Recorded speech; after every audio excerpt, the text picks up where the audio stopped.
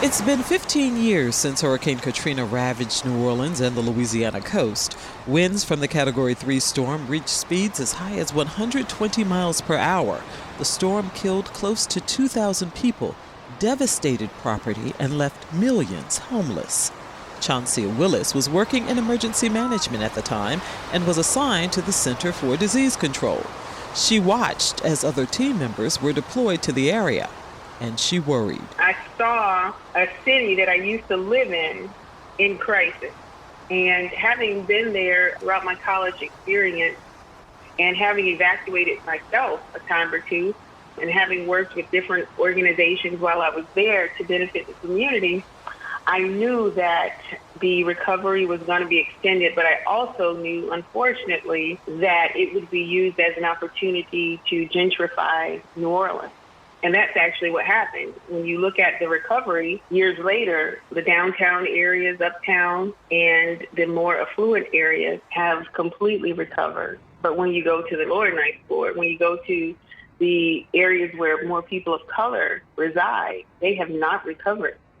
She witnessed that the color of your skin and your economic status was determining how long your recovery would be, if you recovered at all. And as we see, many did not recover. Many lost their familial property because they didn't have similar to what happened in Puerto Rico. If you didn't have access to the correct documentation, the government didn't always give you your property back. Also, people were evacuated to Utah in areas where they had no way to get back. She says she couldn't understand why they would send people thousands of miles away rather than coming up with other alternatives. So you begin to look at policy, and why was it so easy to move that population, but that population you offered alternatives on high ground?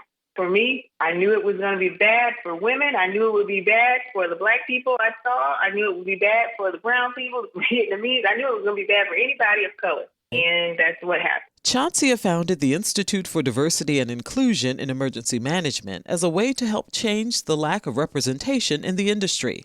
And now the former Tampa Emergency Management Coordinator has partnered with Tidal Basin, a leading emergency management and disaster recovery consulting firm, to establish scholarships for minorities studying emergency management.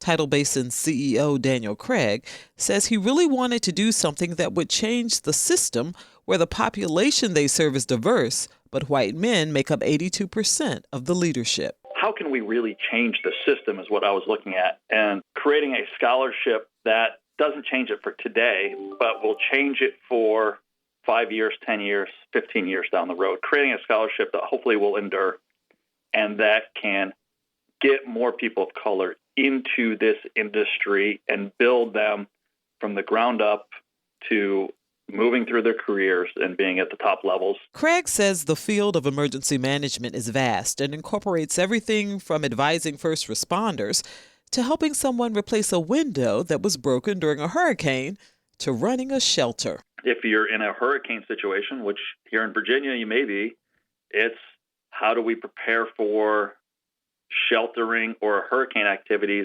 and dealing with COVID at the same time, and making sure people not only safe from a Mother Nature event, but also, social distancing and being safe while COVID is also going on. We must acknowledge it and be held accountable for each person and no longer term some people as expendable because they don't have the financial wherewithal to purchase their preparedness. For Another View, I'm Lisa Godley.